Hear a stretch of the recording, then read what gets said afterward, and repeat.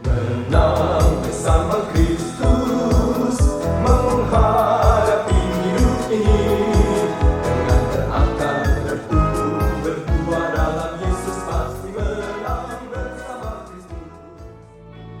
Mengalir kasih dari dalam diri, mengalir kasih dari dalam Bapa, mengalir, mengalir, mengalir dan mengalir, mengalir memenuhi hidupku. Mengalir memenuhi hidupku, mengalir memenuhi hidupku.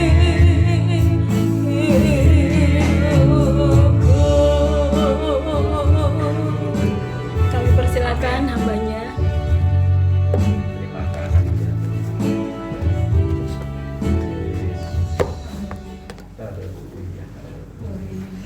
Mari kita bersatu hati di dalam doa. Terima kasih. Terima kasih Tuhan untuk kasih-Mu yang selalu mengalir di dalam kehidupan kami, yang tidak pernah berhenti dan selalu baru di dalam kehidupan kami. Sungguh kami mengucap syukur, bahkan jikalau kami ada hari ini Tuhan, malam hari ini kami pun percaya bahwa hanya oleh karena anugerah-Mu Tuhan kami boleh ada sampai dengan hari ini. Oleh sebab itu Tuhan, setiap kami datang mengucap syukur kepada Engkau dan berterima kasih Terima kasih, untuk ya. kemurahan demi kemurahan-Mu.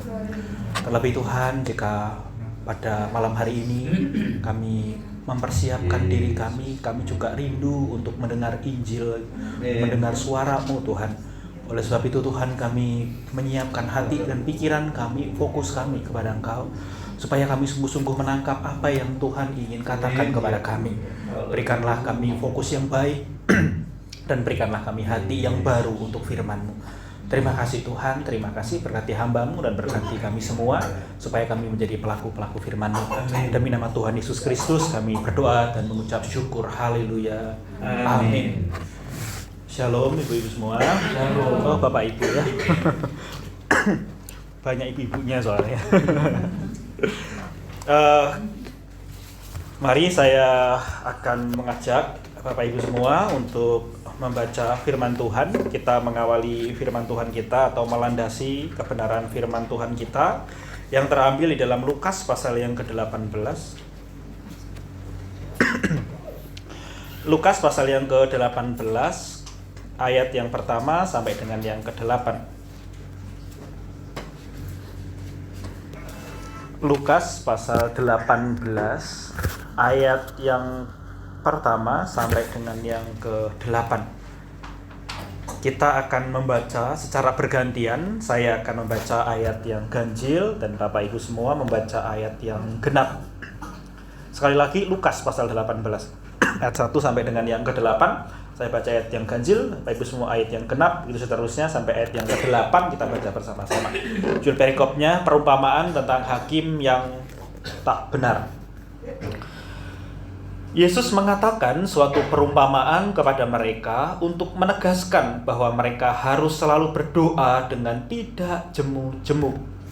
Katanya, dalam sebuah kota ada seorang hakim yang tidak takut akan Allah dan tidak menghormati seorang pun. Dan di kota itu ada seorang janda yang selalu datang kepada hakim itu dan berkata, "Belalah hakku terhadap lawanku." Beberapa waktu lamanya hakim itu menolak, tapi kemudian ia berkata dalam hatinya, "Walaupun aku tidak takut akan Allah dan tidak menghormati seorang pun, Namun karena janda ini menyusahkan aku, baiklah aku membenarkan dia, supaya jangan terus saja ia datang dan akhirnya menyerang aku." kata Tuhan, "Sangkalah apa yang dikatakan hakim yang lalu itu? Tidakkah Allah akan membenarkan orang-orang pilihannya yang siang malam berseru kepadanya? Dan adakah ia mengulur-ngulur waktu sebelum menolong mereka? Aku berkata kepadamu, ia akan Segera membenarkan mereka. Akan tetapi jika anak manusia itu datang, adakah ia mendapati iman di bumi?" Iya, sampai demikian jauh pembacaan firman Tuhan pada malam hari ini. Bapak Ibu yang kasih di dalam Tuhan, kita di dalam kitab Ibrani, dalam surat Ibrani, di sana diterangkan dengan ditunjukkan orang-orang yang beriman, pahlawan-pahlawan iman, begitu. Tetapi pahlawan-pahlawan iman ini cukup unik. Uniknya kenapa? Bapak Ibu begini, Abraham itu disebut dengan bapak orang beriman. Tuhan menjanjikan keturunannya seperti pasir di pantai dan bintang di langit. Bahkan Abraham juga dijanjikan dengan apa? Dijanjikan dengan tanah milik pusaka, gitu. Tetapi sampai Abraham itu mati, dia cuma punya tanah kuburan untuk menguburkan istrinya. Tetapi dia disebut dengan bapak orang beriman. Tetapi dia nggak punya apa-apa. Anak ya ada Ishak, anak dari keturah dan lain-lain. Tetapi kita melihat tanahnya yang mana? Cuma tanah kuburan. Mana keturunan yang seperti pasir di pantai dan bintang di langit? Nggak ada. Terus kalau kita lihat misalnya, misalnya lihat Ayub begitu.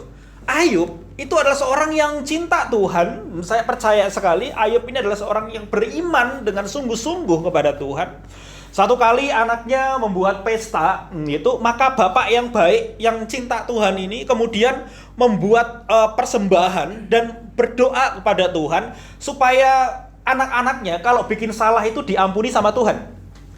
Tetapi tidak lama selang si Ayub ini mempersembahkan dan minta ampun sama Tuhan, kemudian ada berita, ada kabar begitu bahwa anak-anaknya itu semuanya mati, begitu. Terus kemudian kita diperlihatkan lagi, kita diperlihatkan dengan tokoh misalnya Musa. Musa itu 40 tahun berjalan di padang gurun, memimpin bangsa Israel ke tanah perjanjian, tapi sampai akhir hidupnya atau pada akhir hidupnya dia tidak sampai ke tanah perjanjian. Tetapi dia orang beriman. Loh, kalau begitu beriman itu tidak sama dengan kalau saya minta diberikan ternyata. Saya ulangi ya. Beriman itu tidak sama artinya kalau saya minta itu kemudian diberikan. Lalu iman itu yang seperti apa? Kalau ternyata bahwa di Alkitab kita ditunjukkan justru orang-orang beriman apa yang mereka minta atau apa yang Tuhan janjikan itu belum dilihat dengan matanya mereka, begitu. Jadi saya ulangi bahwa beriman itu tidak sama dengan kalau saya minta kemudian diberikan. Nah, sekarang kita ditunjukkan sama Tuhan, begitu. Kita tunjukkan dengan perikop ini. Satu kali ada seorang janda, begitu, ada seorang hakim yang lalim, kemudian ada janda yang terus menerus minta kepada hakim yang lalim. Hakim yang lalim itu artinya hakim yang jahat, begitu. Hakim yang jahat. Lah, si janda ini kemudian terus minta merengek-rengek, "Pak, tolong aku Tuhan, tolong aku, datang lagi, besok lagi datang lagi, besok lagi datang lagi, besok lagi datang," sampai bosan akhirnya dikabulkan. Ibu-ibu, Bapak Ibu, kalau kita berpikir ini mungkin Bapak Ibu cukup akan kaget gitu. Kalau kita berpikir bahwa kalau kita minta Tuhan itu pasti berikan, maka kita akan sama atau kita akan memandang Tuhan itu seperti hakim yang lalim.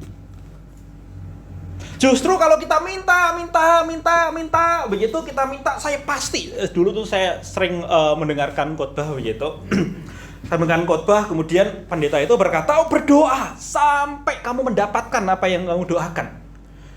Bapak Ibu, Eka Dharma Putra itu seorang teolog, seorang pendeta yang sangat dikagumi. Dia menderita kanker hati sampai 22 tahun begitu. Dia berdoa sama Tuhan, tapi pada akhirnya juga meninggal begitu. Apakah dia nggak punya iman? Jadi kita mau diperlihatkan bahwa beriman, iman yang teguh itu tidak sama dengan apa yang kita minta itu diberikan. Enggak. Justru malah aneh, Alkitab itu mengajarkan begini, kalau kita minta dan kita minta sampai atau kita maksa begitu, kita minta dan kita percaya bahwa pada akhirnya Tuhan pasti berikan apa yang saya minta. Justru kita seperti janda yang minta kepada hakim yang jahat. Aneh sekali kok Tuhan ini ngomong begini begitu. Ibu-ibu,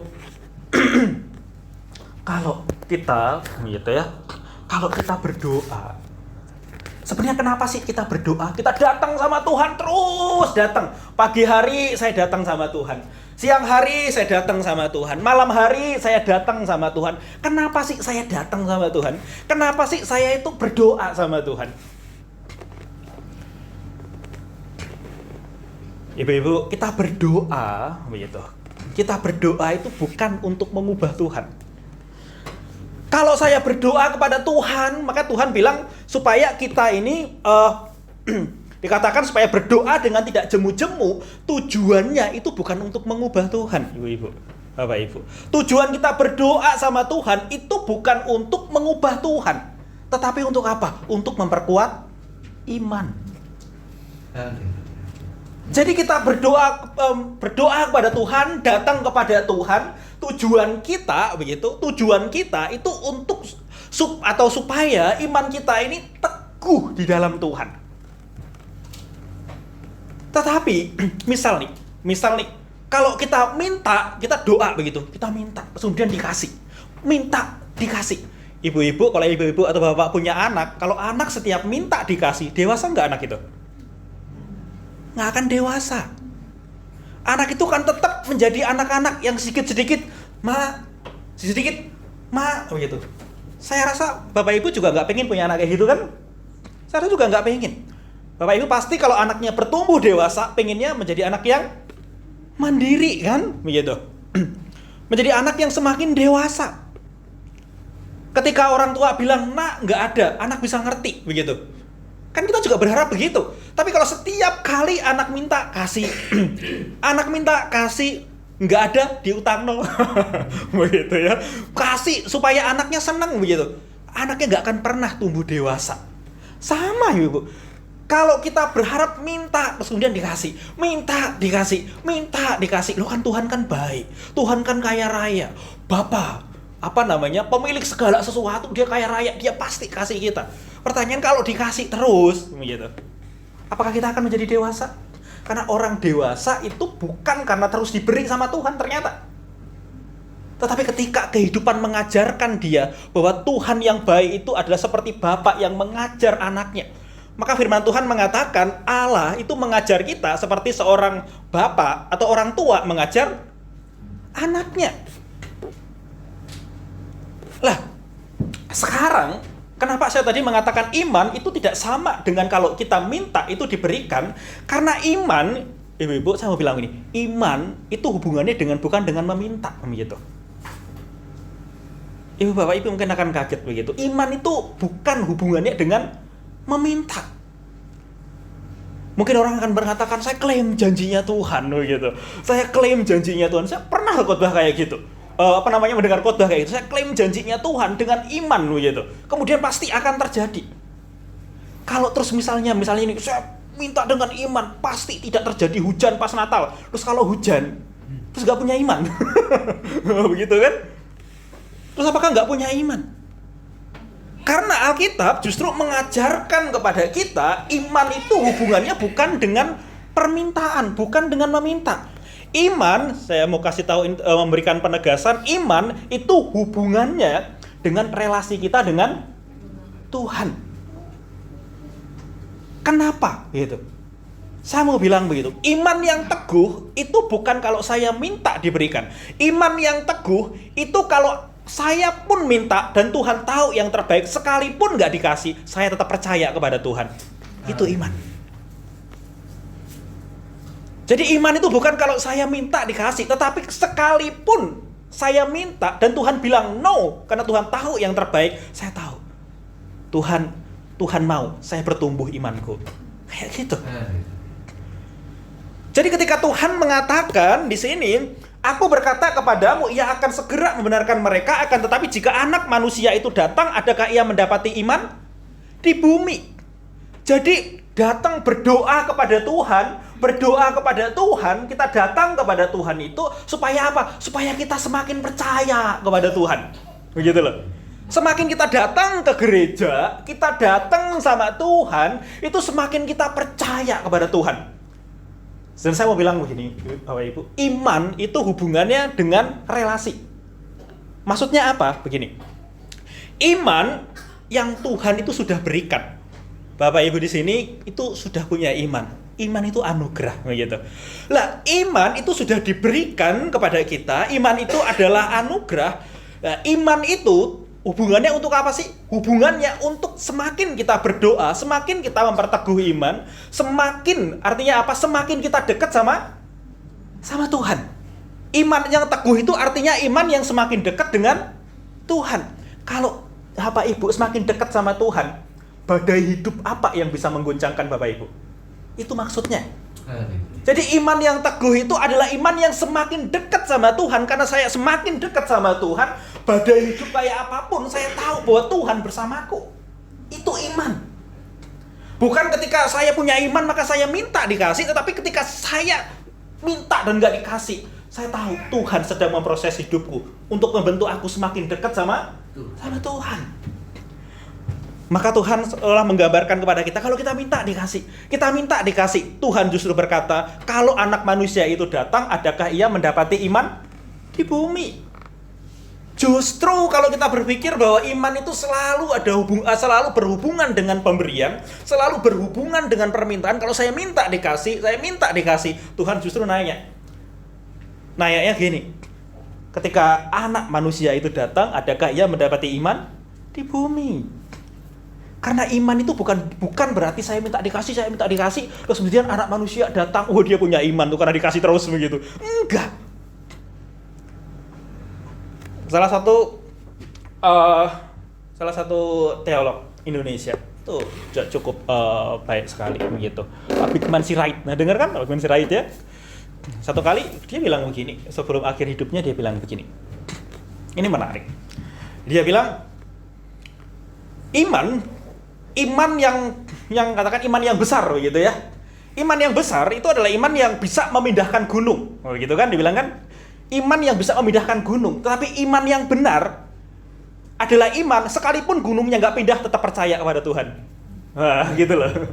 Sekalipun gunungnya nggak pindah tetap percaya sama Tuhan. Artinya apa? Sekalipun kondisi hidupku tetap begitu kayaknya nggak berubah, tetapi hatiku ini semuanya itu memproses diriku untuk semakin dekat sama Tuhan. Karena prinsipnya semakin kita dekat sama Tuhan, semakin kita tahu, semakin kita percaya. Kalau kita dekat sama Tuhan, kita semakin dekat sama Tuhan. Semakin kita tahu bahwa Allah turut bekerja dalam segala sesuatu untuk mendatangkan kebaikan bagi setiap mereka yang percaya, bagi mereka yang mengasihi Tuhan. Maka kalimat itu bisa dibalik. Bagi orang yang mengasihi Tuhan, bagi orang yang semakin dekat dan mengasihi Tuhan, maka dia tahu bahwa Allah itu turut bekerja dalam segala sesuatu. Maka iman itu membawa kita semakin dekat sama Tuhan. Jadi doa-doa kita ini membawa kita semakin percaya kepada Tuhan, semakin kita mengasihi Tuhan, semakin kita menggebu-gebu sama Tuhan. Sehingga kita bisa berkata, apapun yang terjadi di dalam hidupku tetap ku berkata, Tuhan Yesus baik. Amin. Tuhan Yesus baik bukan karena apa yang kita minta dikasih. Saya percaya sekali ibu-ibu di tempat bapak di tempat ini juga banyak bergumul begitu dengan kesulitan, kehilangan dan lain-lain. Apakah saya berani mengatakan bapak ibu tidak punya iman begitu? Tidak. Karena iman tidak ada hubungannya kalau keluargaku itu sehat sepanjang tahun begitu. Kalau keluargaku itu semakin kekayaannya semakin banyak begitu. Enggak. Justru Alkitab itu menggambarkan kita ketika Tuhan itu mengatakan kepada orang-orang Israel, Allah itu membawa orang Israel kemana? Padang gurun, katanya gitu. Allah justru membawa orang Israel ke padang gurun berapa tahun? 40 tahun.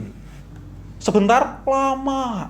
Dan Tuhan bilang apa? Tuhan bilang begini, dan Allah itu membawa orang Israel 40 tahun supaya apa? Supaya hatinya orang Israel itu berubah, begitu.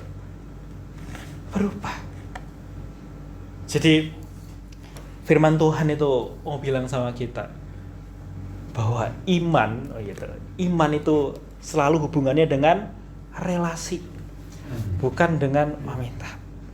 Doa itu semakin memperkuat iman. Artinya apa? Semakin mendekatkan kita sama Tuhan. Dalam katekismus Westminster itu menarik begitu. Apa sih tujuan hidup? Tujuan utama dari manusia? Dikatakan tujuan utama dari manusia itu adalah mengasihi begitu dan menikmati Tuhan. Jadi iman yang Tuhan berikan, saya mau bilang begini dulu. Imannya orang Kristen dengan imannya orang di luar Kristen itu beda, Ibu-ibu, Bapak Ibu. Beda. Di dalam Matius pasal yang ke-6 dikatakan begini, tentang hal kekhawatiran bangsa-bangsa itu begini. Bangsa-bangsa itu mencari yang namanya apa? Yang namanya berkat begitu. Iman itu selalu dihubungkan dengan berkat. Iman itu selalu dihubungkan dengan permintaan, berkat, kekayaan, dan lain-lain. Tetapi firman Tuhan di dalam Matius pasal yang ke-6 tadi, ayat 33 dikatakan, tetapi carilah dahulu kerajaan Allah. Jadi yang paling penting di dalam kehidupan kita, apa sih yang paling penting? Atau kalau saya boleh nanya, tapi pertanyaannya agak sedikit galak. Kenapa Bapak Ibu ikut Tuhan Yesus begitu? Kenapa Bapak Ibu ikut Tuhan Yesus? Kalau pengen kaya, sebenarnya nggak perlu ikut Tuhan Yesus. Kalau pengen sehat, nggak perlu ikut Tuhan Yesus.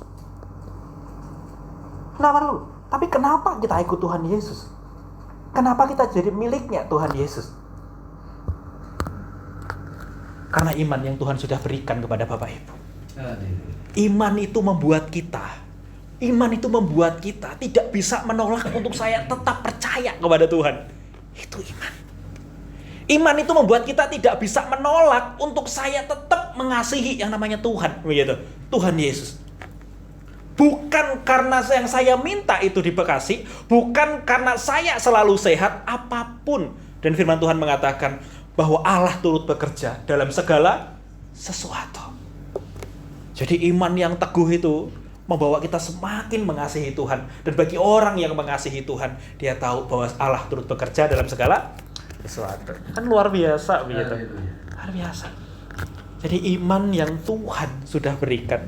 Kenapa? Karena di sini dikatakan begini. Misalnya begitu ya. Ayat 6, camkanlah apa yang dikatakan hakim yang lalim itu. Ayat 7, tidakkah Allah akan membenarkan orang-orang pilihannya yang siang malam berseru kepadanya? Dan adakah ia mengulur-ngulur waktu sebelum menolong mereka? Begitu. Seolah mau menggambarkan begini, Tuhan menggambarkan begini, bahwa Allah itu tahu apa sih yang terbaik di dalam kehidupan kita. Maka iman itu menolong kita untuk percaya bahwa yang terbaik itulah yang Tuhan berikan dalam hidup kita. Tuhan, aku percaya bahwa sekalipun aku dalam kondisi yang seperti ini, aku percaya Tuhan mengasihiku.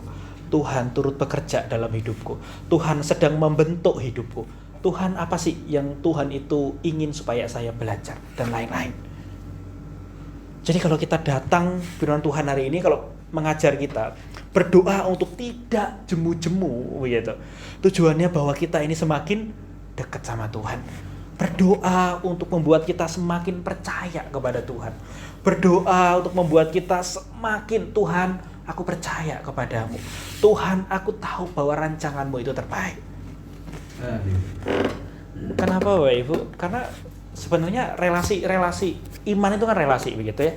Semakin kita dekat sama seseorang, Atau mungkin kalau misalnya suami istri begitu ya, kalau yang semakin dekat, semakin sayang begitu, semakin cinta begitu.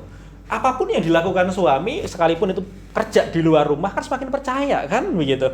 Semakin percaya, aku tahu kok engkau orang yang baik, aku tahu kok engkau mengasihiku. Jadi sebenarnya ketika orang semakin dekat, semakin mengasihi, maka juga semakin percaya. Maka iman itu hubungannya dengan relasi kita sama Tuhan. Iman itu bukan kalau saya minta dikasih, tetapi sekalipun saya minta tidak dikasih, Tuhan tetap baik. Tuhan tetap mengasihi. Tuhan tidak pernah meninggalkanku. Jadi itu iman. Iman yang sejati itu akan dibentuk dengan ketika kita tidak jemu-jemu datang sama Tuhan, berdoa dengan tidak jemu-jemu supaya apa? Supaya ketika Tuhan datang, dia tahu bahwa iman kita ini adalah iman yang sejati. Tapi saya mau bilang begini, bahwa iman yang sejati itu bukan berarti kalau saya bisa menimbulkan iman sendiri. Sekali lagi saya mau bilang bahwa iman itu sudah diberikan sama kita. Seperti benih nih. Iman itu benih yang dikasih sama Tuhan dalam diri kita. Ini bukan kita yang tiba-tiba punya benih, enggak, Tuhan yang kasih benih. Ibu kalau tanam benih, terus kemudian kita taruh di tempat yang gelap, begitu, cepat nggak tumbuhnya? Cepat. Tumbuhnya itu cepat begitu, tapi batangnya itu kecil, begitu. Tumbuh cepat gitu ya, wah, berapa hari, berapa minggu aja gitu. Tanam tomat misalnya begitu. Coba aja tanam tomat di tempat yang gelap begitu. Kasih pupuk lagi lah, tumbuh tinggi cepat begitu. Tetapi meleot itu apa yang meleot itu ya? Batangnya itu nggak kokoh, batangnya meleot begitu, meleot begitu. Karena batangnya kecil dan nggak kokoh. Tetapi kalau kita tanam benih itu kita tanam begitu ya. Benih itu kita tanam di luar ruangan. Terus kemudian apa? Kemudian kena sinar matahari. Iya kan? Kena sinar matahari, kita siram, kita pupuk, kena sinar matahari. Sekalipun kita pupuk, kita siram, kalau kena sinar matahari tumbuhnya cepat enggak? Enggak. Tumbuhnya lambat. Tumbuhnya itu lambat begitu. Tumbuhnya itu lambat, enggak cepat seperti di tempat yang gelap begitu. Kena sinar matahari jadi tumbuhnya lambat. Tetapi ketika kena sinar matahari tumbuhnya lambat, batangnya itu kuat. Batangnya itu kuat begitu. Batangnya itu kuat dan pada akhirnya ketika menghasilkan buah, batang itu tetap berdiri. Iman itu kayak gitu yuk. Iman itu sudah diberikan kepada kita melalui doa, melalui kejadian-kejadian dalam hidup kita. Kejadian-kejadian dalam hidup kita itu seperti sinar matahari begitu. Sinar matahari yang terus memancar begitu, sinar matahari yang menyinari itu tanaman itu sehingga terjadilah yang namanya kalau dalam anak-anak sekolah itu fotosintesis, wah, begitu kan. Terjadi yang namanya produksi makanan dan lain-lain, pada akhirnya hasilkan buah begitu. Jadi iman itu akan bertumbuh dengan baik. Justru bukan di tempat gelap dan nggak ada namanya cahaya. Itu nggak akan pernah terjadi iman yang seperti itu. Iman yang sejati itu justru tumbuh di tengah panas, di tengah segala pergulatan hidup, di tengah yang namanya kesulitan hidup, di tengah yang namanya pergumulan. Ketika apa yang kita minta tidak dikasih, ketika apa yang kita harapkan tidak terjadi, di sana Tuhan itu mau supaya kita belajar merenungkan arti percaya sama Tuhan, gitu. Arti mengasihi Tuhan. Maka lagunya kan begitu, ada lagu yang sederhana sekali kok lagunya itu, aku mengasihi engkau. Tapi ada lagi, terima kasih Tuhan untuk kasih setiamu yang ku alami dalam hidupku. Terima kasih Yesus untuk kebaikanmu sepanjang hidupku. Jadi sederhana, terima kasih Tuhan untuk kasih setiamu. Terus gimana Ibu? Yang ku alami dalam hidupku begitu. Apa yang kita alami begitu? Yang kita alami memang selalu menyenangkan? Dah. Tetapi tahu nggak bahwa kesulitan, bahwa kejadian-kejadian dalam hidup kita justru tujuan Tuhan adalah membawa kita semakin iman itu semakin kokoh. Artinya apa? Semakin kita semakin dekat sama Tuhan. Jadi iman itu selalu hubungannya semakin dekat sama Tuhan. Iman itu akan bertumbuh bukan di tempat yang gelap dan tidak ada tantangan. Justru di tengah tantangan, di tengah terpaan yang namanya angin, di tengah terpaan yang namanya matahari, justru dia bertumbuh. Sekalipun pelan. Mungkin apa yang kita minta nggak dikasih. Kita sakit, ya tetap sakit. Begitu ya. Kita mengalami peristiwa hidup yang sulit, ya tetap mengalami. Begitu. Tetapi sekalipun aku mengalami, tapi aku percaya loh Tuhan, aku mengasihimu Tuhan. Aku tahu Tuhan melewatkan hidupku dengan peristiwa ini supaya aku semakin cinta sama Tuhan. Gitu kan? Tapi kalau kita minta dikasih, terus kemudian kita semakin cinta, kita minta dikasih semakin cinta, Tuhan gak akan pernah mendidik kita kayak gitu. Karena Tuhan mau kita dewasa. Tuhan mau kita menjadi pribadi yang strong, bukan pribadi yang anak-anak, yang paham minta apa begitu dikasih, paham minta apa dikasih. Terus saya bukan berkata bahwa Bapak Ibu nggak boleh berdoalah sama Tuhan, mintalah sama Tuhan, minta sama Tuhan. Tetapi disitulah nanti pergumulan itu akan datang. Dan kalau tidak dikasih, jangan lekas kecewa.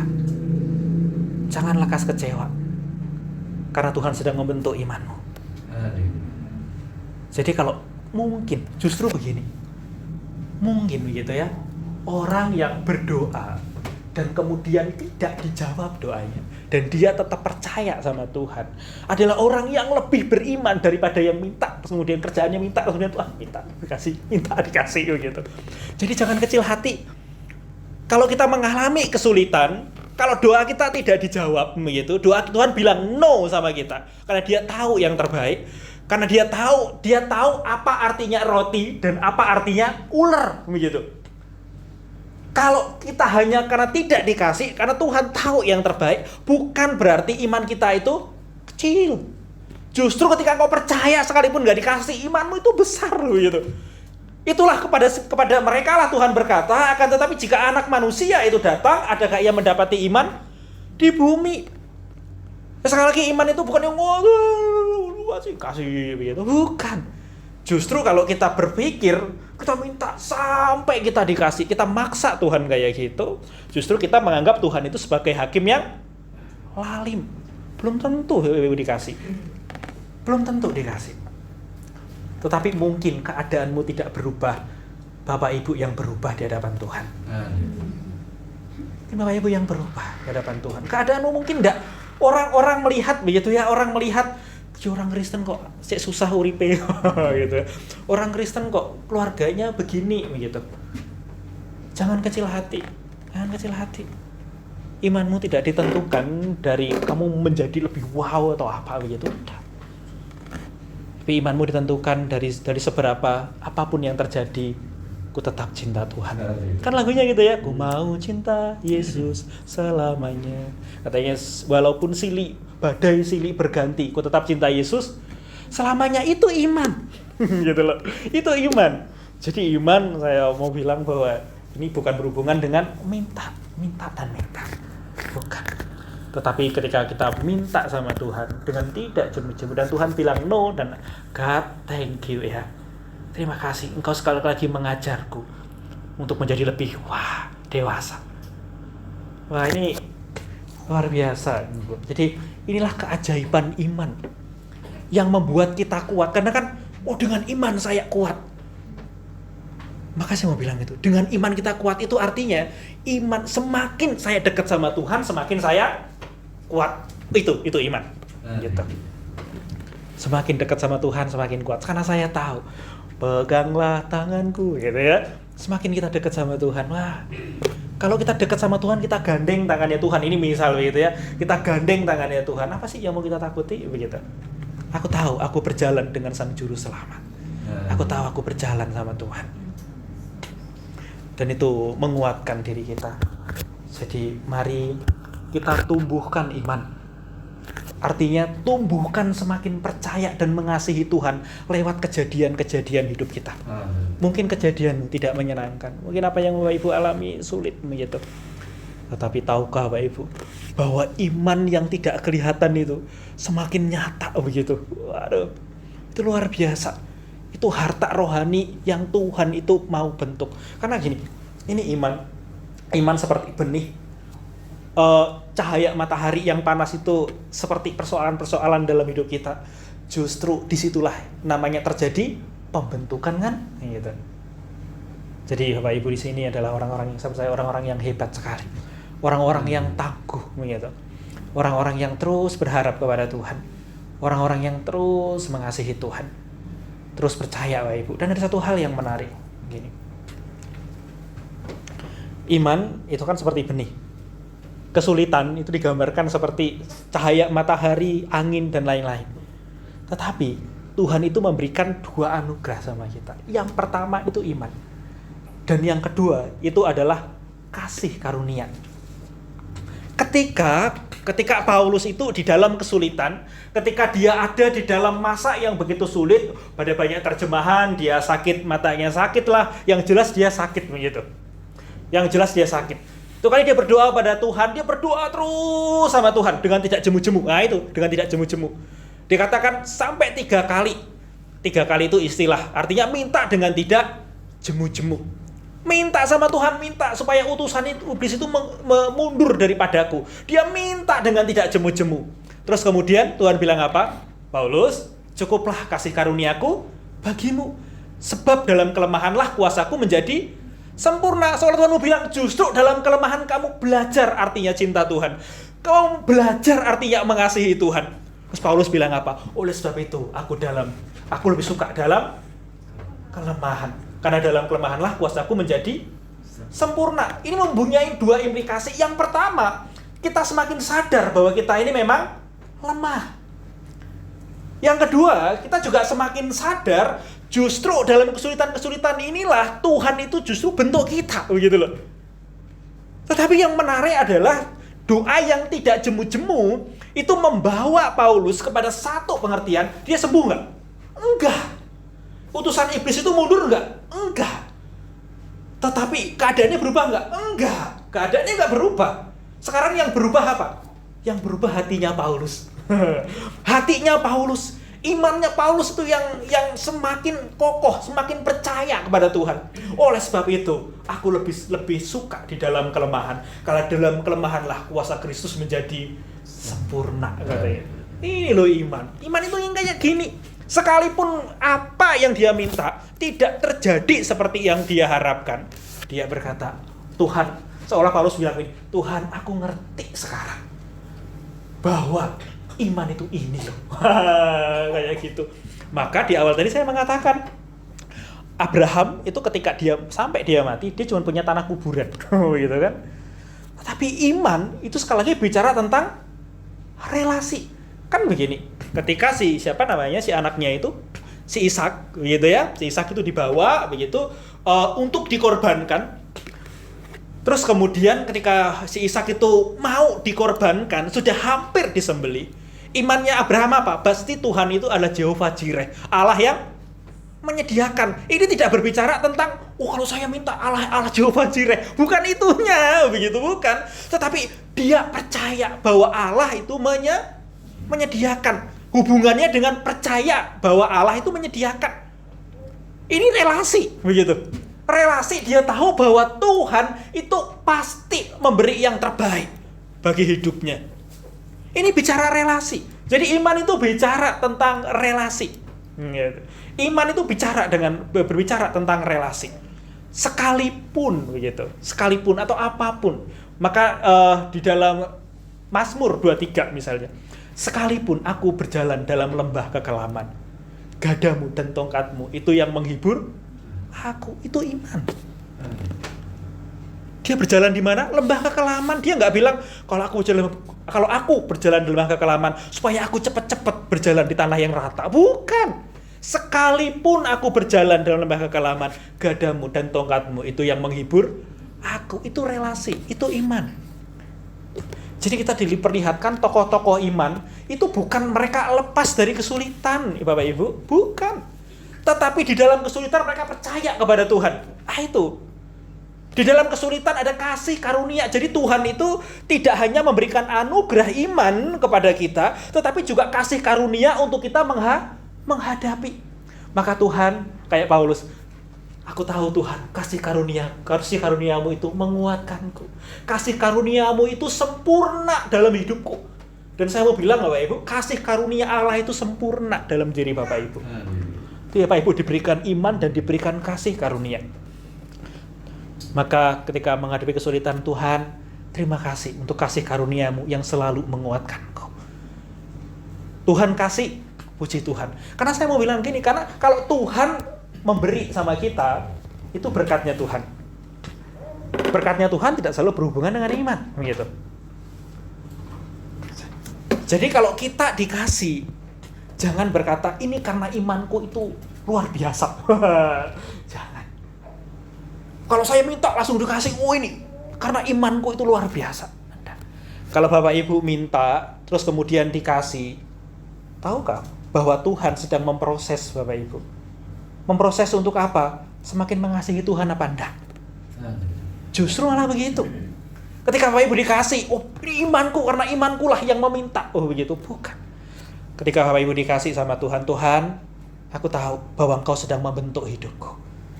Bahwa Engkau sedang membentuk karakterku. Bahwa Tuhan sedang mengujiku. Apakah aku tetap mengasihi Tuhan sekalipun aku diberkati Tuhan yang kayak gini? Apakah aku tetap mengasihi Tuhan? Apakah tetap hatiku ini tertuju kepada Tuhan ketika Tuhan itu ngasih? Jadi kalau diberkati sama Tuhan, itu juga ujian iman. Kalau menghadapi kesulitan, itu juga ujian iman. Bukan kalau dikasih, saya beriman. Kalau saya nggak dikasih, saya nggak beriman. Enggak begitu. Kalau saya nggak dikasih, saya punya iman sama Tuhan. Kalau saya dikasih, saya juga punya iman sama Tuhan. Karena iman selalu menolong kita untuk dekat sama Tuhan. Jadi sebenarnya Ibu, iman, kasih karunia, dan Roh Kudus itu bekerja dalam diri kita bersama-sama. Ketika kita diproses, iman kita semakin dekat sama Tuhan. Ada kasih karunia, Roh Kuduslah yang mengingatkan kita, yang menguatkan kita. Jadi Allah itu tuh bekerja dalam segala perkara dalam diri Bapak Ibu. Allah yang bekerja. Yang perlu kita lakukan apa? Yang perlu kita lakukan begitu adalah berjuang dan percaya sama Tuhan. Percaya sama Tuhan. Tuhan, aku percaya, aku mengasihi Tuhan. Aku mengasihi Tuhan. Semakinlah mengasihi Tuhan, maka Bapak Ibu akan semakin kuat. Itu prinsipnya. Semakin mengasihi Tuhan, semakin kuat. Semakin mengasihi Tuhan, semakin mengasihi Tuhan, semakin percaya Tuhan, semakin kuat pasti. Itu prinsipnya. Jadi iman itu membawa kita semakin mengasihi Tuhan dan membawa kita semakin mengenal Tuhan dan semakin kuat. Itulah keajaiban iman, Bapak Ibu. Maka saya suka sekali dengan istilah keajaiban iman. Iman yang membuat kita menghadapi tantangan.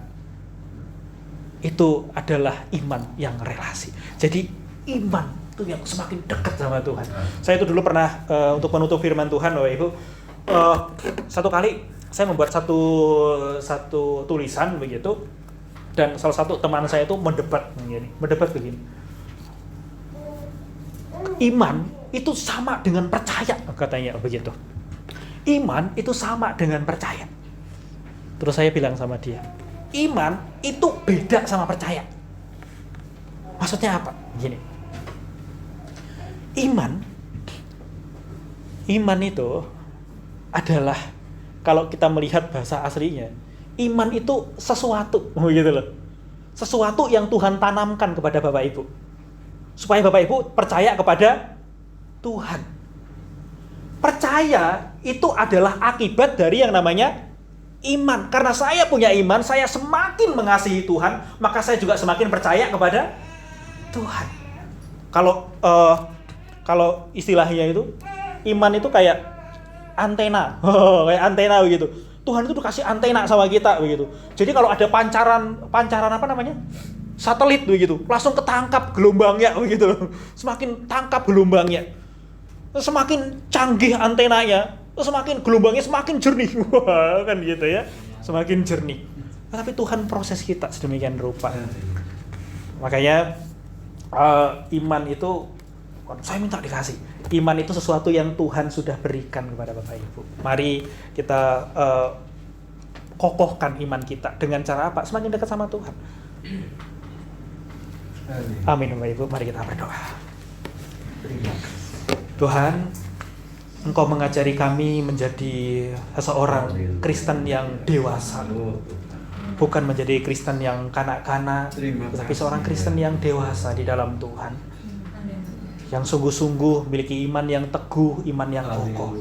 Karena kami tahu iman yang kokoh itu artinya bahwa hati kami semakin dekat kepada Tuhan.